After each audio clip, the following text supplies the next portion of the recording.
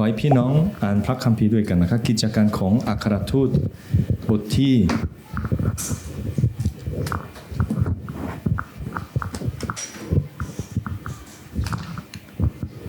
2นะครับกิจการของอัครทูตบทที่2ข้อที่46และ47นะครับเราจะอ่านพร้อมกันนะครับทุกวันพวกเขาอุทิศตัวอยู่ด้วยกันในพระวิหารและหักขนมปังตามบ้านของพวกเขารับประทานอาหารร่วมกันด้วยความชื่นชมยินดีและจริงใจ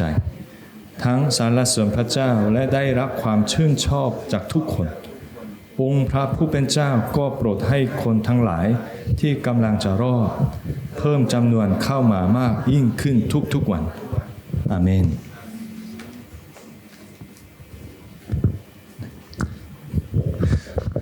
예, 반갑습니다. ยินดีที่ได้พบกันนะครับพี่น้อง 오늘 예배에 나오신 우리 라산 참빛교회 모든 성도들 가운데 하나님 주시는 큰 은혜가 함께 하시기를 축복합니다. ขอให้พระคุณของพระเจ้าดำรงในชีวิตของพี่น้องสมาชิกทุกท่านนะครับ 오늘 찬양의 은혜 받았습니다. แล้วก็ได้รับพระพรจากการร้องเพลงสรรเสริญพระเจ้าเมื่อกี้นะครับได้รับพระพร 늘 느끼는 건데요. 저희 한국 참빛교회보다 솔직히 찬양은 좀 낫습니다. ทุกครั้งที่มา ก็มันประทับใจมากก็คือร้องเพลงมันน่าประทับใจมากแล้วก็รับพระพรจากพระเจ้าอย่างมากในทุกครั้งที่มา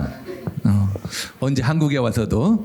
이렇게 은혜롭게 찬양해 주시기를 바랍니다. ถ้ามีโอกาสก็มาสอนทีมนมัสการที่เกาหลีบ้างด้วยนะครับ 혹시 저를 처음 보시는 분 있나요? มีใครบ้างนะครับที่เห็นอาจารย์ยูเจมุนเป็นครั้งแรกวันนี้ก็ยกมือได้ไหมครับ 제가 정말 오래간만에 왔습니다. เพราะว่าก็นานๆที่ไม่ได้มานะครับประมาณ 4-5 ปีนะครับ 정확하게 이제 거의 3년 만에 온 것 같습니다. ก็ประมาณ3 ปีนะครับที่ไม่ได้มาเยี่ยมคริสตจักรนี้ 오늘 저를 처음 보시는 분들 가운데 하나님이 더더욱 큰 은혜로 함께 하시기를 ขอ 축복합니다. ให้พระคุณของพระเจ้าดำรงอยู่กับทุกคนแล้วก็ทุกคนที่มาพบกับอาจารย์อยู่เป็นครั้งแรกด้วย 사람들 가운데 보면요, 이제 보는 즐거움이 있습니다. เมื่อเรามีความสุขนะครับในการพบคุยกับเพื่อนๆคนที่รู้จักเรานะครับ 자녀들이 이제 잘 자라나는 모습을 보면 그것처럼 기쁜 일이 ก็ 없습니다. พ่อแม่ก็มีความสุขเมื่อเห็นลูกโตอย่างมีสันติสุขอย่างแข็งแรงใช่ไหมครับ 그래서 자녀들이 잘 자라날 때 또 잘 커갈 때 그것이 곧 부모의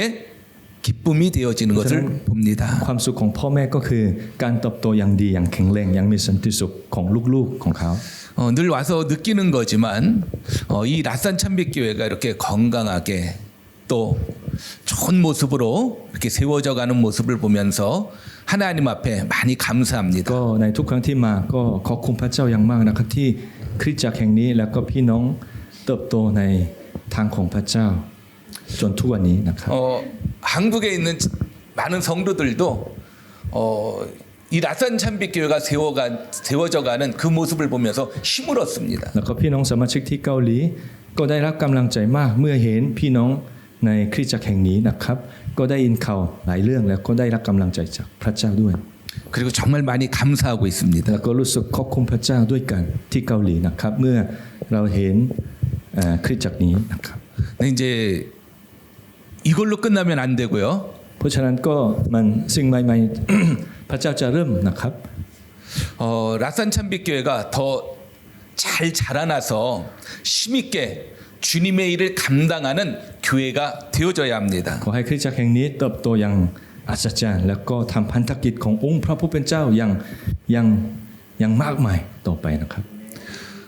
태국 보고마를 위해서 귀하게 쓰임 받는 교회가 되어지기를 ขอ 축복합니다. พระเจ้าทรงใช้คริสตจักรแห่งนี้เป็นพันธกิจการประกาศกับคนไทยหลายคนให้ได้รับความรอด 교회는 주님의 피값으로 세워졌습니다. เพราะคริสตจักรทุกแห่งก็ถูกสร้างขึ้นมาโดยโลหิตของพระเยซูคริสต์เป็นคุณค่าที่ยิ่งใหญ่มาก 그렇기 때문에 교회는 주님의 피 흘리심의 증거가 있어야 되고 주님의 일하심의 증거를 가져야 합니다. เพราะฉะนั้นคริสตจักรทุกแห่งนะครับก็เป็นการประกาศ เรื่องโลหิตของพระเยซูคริสต์กับทุกคนที่ยังไม่รู้จักพระเจ้า 이 라산 참배교를 통해서 주님의 일하심이 많은 사람들 가운데 보여져야 합니다. ขอให้คนหลายคนในประเทศไทยได้รับความรอดได้เห็นความยิ่งใหญ่ของพระเจ้าผ่านทางพันธกิจของที่นี่ 그런 교회 되어지기를 축복합니다. ก็อาจารย์ก็หวังอย่างนั้นแล้วก็อธิษฐานเพื่อสิ่งนี้ 오늘 우리가 본문 가운데서 보면 이제 초대교회의 모습을 보게 เมื่อ 되어집니다. เราอ่านพระคัมภีร์เมื่อกี้นะครับเราก็ได้เห็นภาพคริสตจักรรุ่นแรก 초대교회가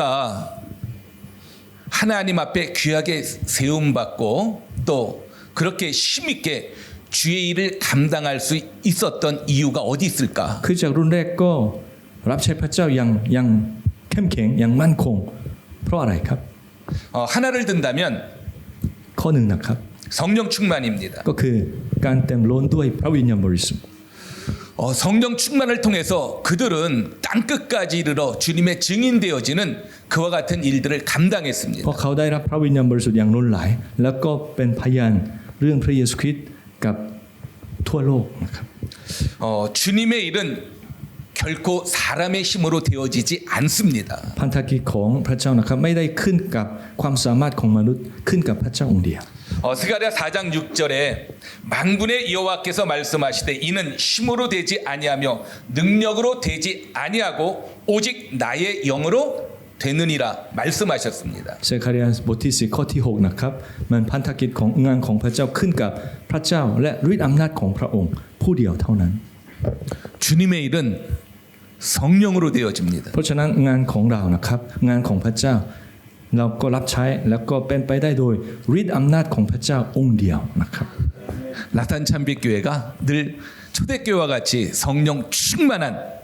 교회 되어지기를 축복합니다. เพราะฉะนั้นขอให้คริสตจักรแห่งนี้เต็มล้นด้วยพระวิญญาณบริสุทธิ์และฤทธิ์อำนาจของพระเจ้า 그래서 주신 사명 잘 감당하고 지역에 선한 영향력을 갖는 교회가 되어지기를 축복합니다. เรารับใช้พระเจ้าอย่างเข้มแข็งแล้วก็ให้เป็นพระพรต่อชาวบ้านในลาซาในกรุงเทพในประเทศไทย 근데 이제 중요한 건 성령 충만 해야 되는데 어떻게 성령 충만해야 되는가? สิ่งสำคัญนะครับก็คือการเต็มล้นด้วยพระวิญญาณอันนี้เป็นไปได้ยังไงครับ 다른 것 없습니다. 기도입니다. ก็คือเป็นไปได้โดยการอธิษฐานอาเมน 저는 우리 라산 참빛교회가 기도 많이 하는 그런 교회가 되어지기를 축복합니다. หวังว่าขอให้คริสตจักรแห่งนี้เต็มล้นด้วยการอธิษฐานให้ทุกคนตั้งใจอธิษฐานต่อพระเจ้า 뜨겁게 기도하시기를 อธิษ 축복합니다. ฐานด้วยไฟแห่งพระวิญญาณบริสุทธิ์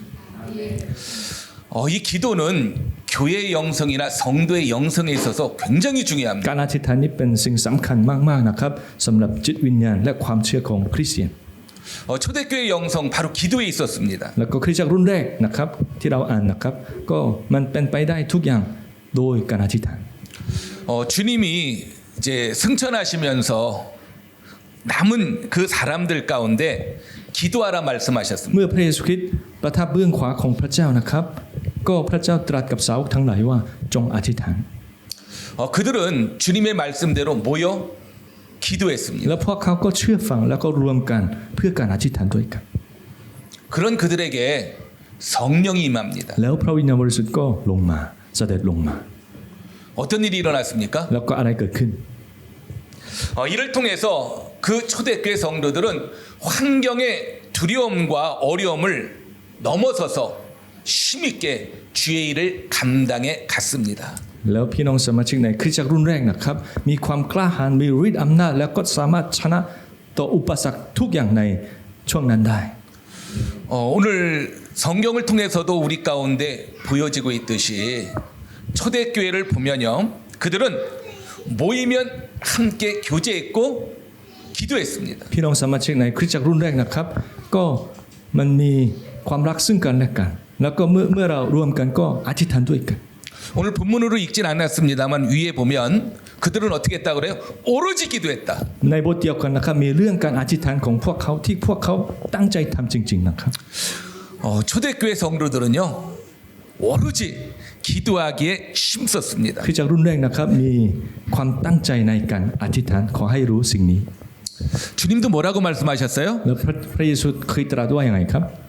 내 집은 만민이 기도하는 집이다. บ้านของเราเป็นวิหารแห่งการอธิษฐานใช่ไหมครับ 초대교회도 그렇지만 한국교회도 이제 큰 부흥을 이루었는데 คริสตจักรรุ่นแรกก็มันได้ฟื้นฟู แล้วก็คริสตจักรในเกาหลีก็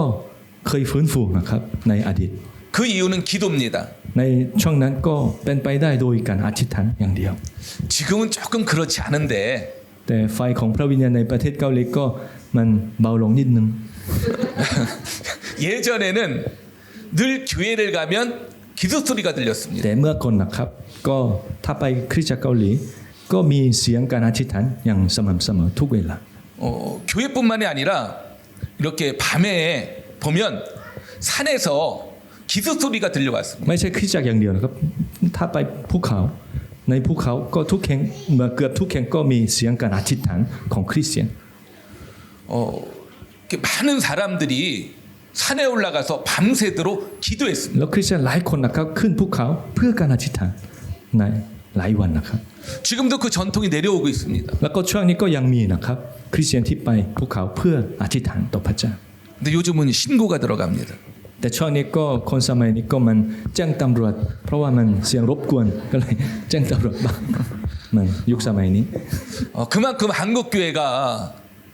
정말 기도를 많이 ห 했습니다. มายความว่าคริสตจักรเกาหลีก็เติบโตด้วยการอธิษฐานจริง 뭘 말해줍니까? ๆ ก็คืออะไรครับความหมายอะไร 기도하는 교회가 부흥합니다. ก็คือการอธิษฐานทำให้คริสตจักรเติบโตอย่างเข้มแข็ง 기도하는 교회가 능력이 คริส 있습니다. ตจักรที่อธิษฐานอย่างตั้งใจมีฤทธิ์อำนาจของพระเจ้า 기도하는 교회가 열심히 있고 충성합니다. คริสตจักรที่อธิษฐานอย่างตั้งใจก็มีการเชื่อฟังพระเจ้าในทุกกรณี 그래서 정말 중요한 게 있습니다. แล้วสิ่งสำคัญมากๆก็คือ 하나님이 기도하는 교회 성도를 사용하십니다. แล้วพระเจ้าทรงใช้พี่น้องสมาชิกในคริสตจักรที่มีความตั้งใจในการอธิษฐาน 라산 참빛교회 모든 성도들이 기도하는 성도 되기를 เพราะฉะนั้นขอ 축복합니다. ให้พี่น้องสมาชิกทุกท่านนะครับเป็นคริสเตียนที่ตั้งใจอธิษฐานนะครับ 기도는 많이 하면 많이 할수록 좋습니다. อธิษฐานเยอะๆก็ยิ่งดี 하루 종일 해도 됩니다. อธิษฐานทั้งวันก็ยิ่งดีเพราะทำไม 그러시길 축복합니다. ขอให้เป็นอย่างนั้นนะครับจริงๆจากหัวใจจริงๆของอาจารย์ 그렇게 하지 못한다면 그래도 내가 하루에 정말 주님과 만나는 그런 구별된 시간이 있어야 합니다. อย่างน้อยนะครับอย่างน้อยก็ให้แยกเวลาเพื่อการอธิษฐานในแต่ละวัน 우리 라산 참빛교회가 우리 유 목사님 때문에 말씀이 뜨겁습니다. ก็อาจารย์อยู่ข้าพเจ้าเห็นนะครับคือจากแห่งนี้มันแสวงหาแล้วก็กระหายเพราะชนะพระคลังของพระเจ้า 찬양도 뜨겁습니다. แล้วก็ร้องเพลงก็มันเป็นพระพรมาก 여기에 더해서 기도가 정말 뜨거운 교회 되어지기를 และขอ 축복합니다. ให้มีความตั้งใจของทุกท่านในการอธิษฐานต่อไปด้วย 한국 교회는 좀 요란합니다. 기도가. คือจากเกาหลีนะครับมันก็อย่างที่เรารู้นะครับมีเสียงการอธิษฐานอย่างดังมาก 그냥 조용히 하지 않습니다. ไม่เคยมีคริสตจักรที่เงียบ 주여 삼창합니다. แล้วก็เมื่อเราเริ่มอธิษฐานก็เรียกร้องพระนามของพระเยซูคริสต์อย่างเป็นเสียงดังด้วย 주여, 주여, 주여. 이렇게 하시길 축복합니다. พระเยซูเจ้าข้าพระเยซูเจ้าข้าอย่างนี้นะครับที่เรียกร้องพระนามของพระเยซูคริสต์เจ้าในการ 한번 해봅시다. ขอให้พี่น้องทำตามอาจารย์นะครับ주여อันนี้주여ก็คือองค์พระผู้เป็นเจ้าแต่ชื่อไทยก็เป็นยาวเวลาที่ท่านก็พระองค์เจ้าข้าใช่ไหมครับขอให้ทุกท่านก็ 한 목소리 좀 부르려고 그럽니다. ก็ร้องเรียกชื่อของพระองค์ตามผมนะครับพระองค์เจ้าข้าพระองค์เจ้าข้าเสียงดังขึ้นพระองค์เจ้าข้าพระองค์เจ้าข้าอาเมน 요즘은 소음이 심해가지고 작으면 주님이 잘 못 들으십니다. เมื่อเราเสียงเบานะครับพระเยซูอาจจะไม่ได้เสียง 예, 힘차게 정말 주님 간절하게 불러가면서 기도하는 여러분들 되어지기를 เพราะฉะนั้น 축복합니다. ขอให้ทุกท่านนะครับในการเรียกร้องพระนามของพระเยซูคริสต์อย่างสม่ำเสมอในการอธิษฐานของ ทุกท่านนะครับ 여러분 보세요. 기도하는 성도들이 성령을 받고 성령 충만해져서 힘있게 주님의 일에 쓰임 받았습니다. คนที่ตั้งใจอธิษฐานก็ได้รับพระวิญญาณบริสุทธิ์และก็ถูกใช้ในพันธกิจของพระองค์อย่างอัศจรรย์จริง 여러분이 그러시기를 ๆ 축복합니다. ขอให้ชีวิตของทุกท่านเป็นชีวิตอย่างนั้น 그래서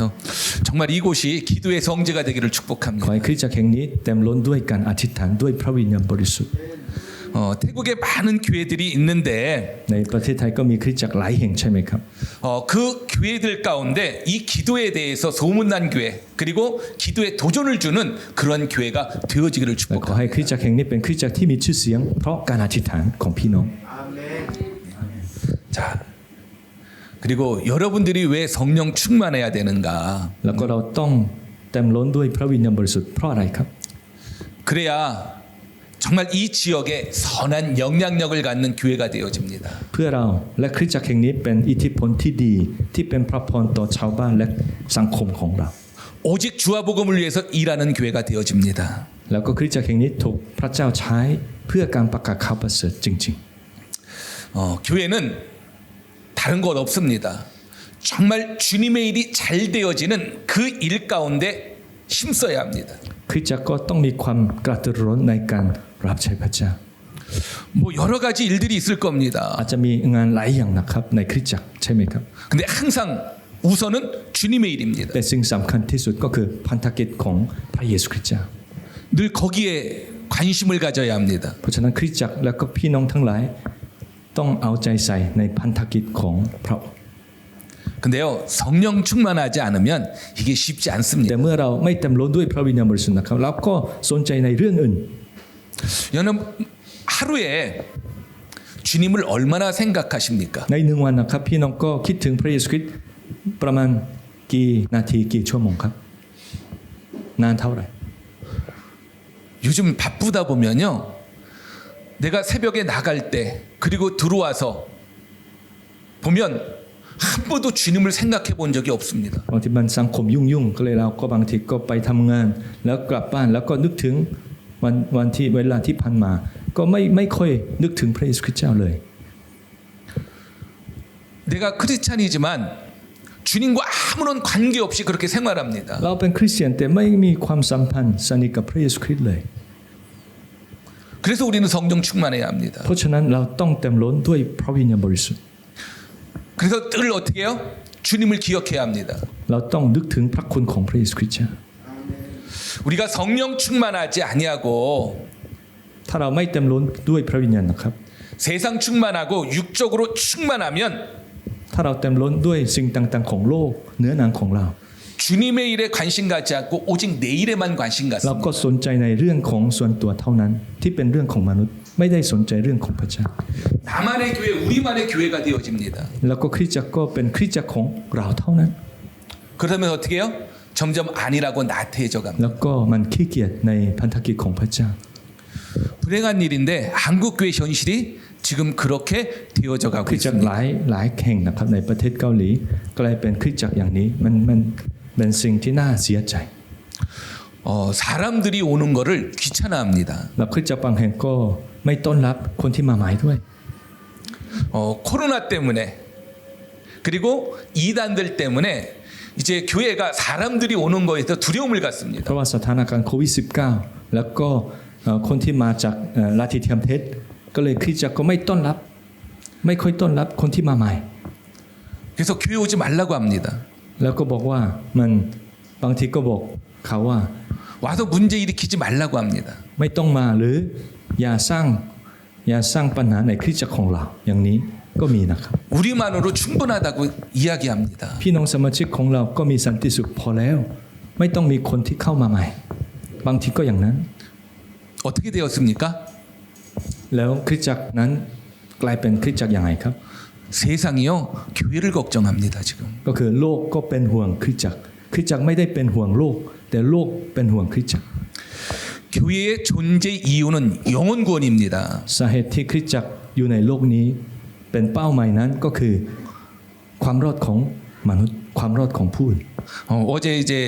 전도하는 그 일 가운데 우리 심스는 여러분들을 봤는데요. ผมก็ได้เห็นเมื่อวันนะครับที่ ทุกคนตั้งใจรับใช้พระเจ้าในซอย21เมื่อวันนะครับ 교회의 첫 번째 일은